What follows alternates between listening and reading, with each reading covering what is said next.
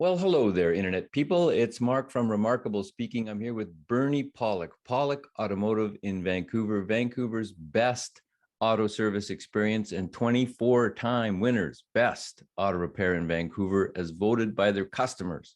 We're talking cars. How you doing, Bernie? Doing very well. So today's victim is a 2008 Ford Edge that had a drive shaft issue. What was going on with this vehicle?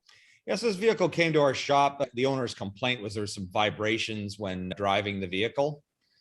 And so we proceeded to do some testing and diagnosis on that particular issue. And what testing and diagnosis did you do?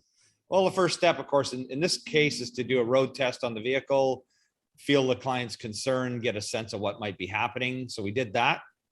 And then we did a hoist inspection and we found the center bearing.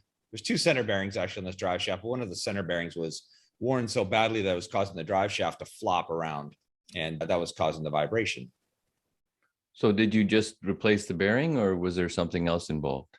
Well, we would love to have just replaced the bearing, but unfortunately Ford only sells this bearing as part of the drive shaft complete, and it was only available from Ford. And yeah, so it was a complete drive shaft replacement, kind of the way it was manufactured. We'll get into some pictures here because there's some cool stuff to look at. So we'll just start right off with a video of the bearing. If you just have a look right around this area here, you'll see what was going on.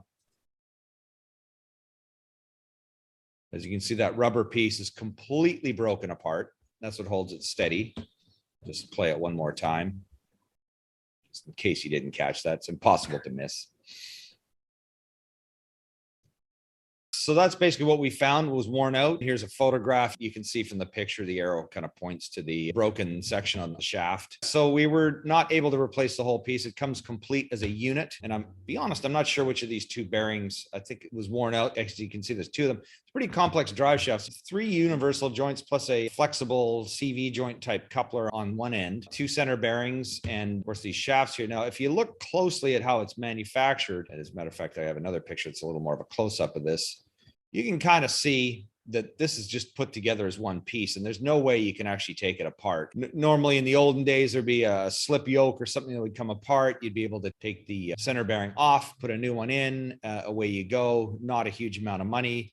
But with this unit here, you're left with the new style of manufacturing, which has it all as one complete piece. And a very nice piece, I might add. So how common is it to have to replace whole assemblies compared to individual components? It's getting more and more like that. And yeah, it's getting harder and harder to find parts that are, like things used to be manufactured in the past where there'd be individual pieces. And, I sort of wonder, why is that? Well, this is probably a more compact design than a traditional type of drive shaft. And the Ford Edge is a vehicle that's offered as a front wheel drive or an all wheel drive. So a lot of times they have to kind of shoehorn in the drive shaft, and there's a lot of tight spots to put things. So it might just be with that compactness of the design that they make them so you can't replace them. When I think about it, this isn't really entirely new. I mean, Japanese cars for probably at least 3 decades, maybe even 4, have had it such that universal joints aren't really replaceable. It used to be, you can, on some American trucks, you can hammer the U-joint out, put a new one in, but Japanese a long time ago had U-joints where they're kind of staked into place. They're kind of part of the drive shaft assembly and weren't replaceable. So it's not entirely new to have it like this, but it's a little surprising on a Ford to see that. And so after repairs, I guess the Ford Edge was a joy to drive again. It was really good. And I was going to say, as much as I sometimes complain about, all the cost of, because it's a lot more money to buy a drive shaft, this vehicle did have, close to 200,000 kilometers.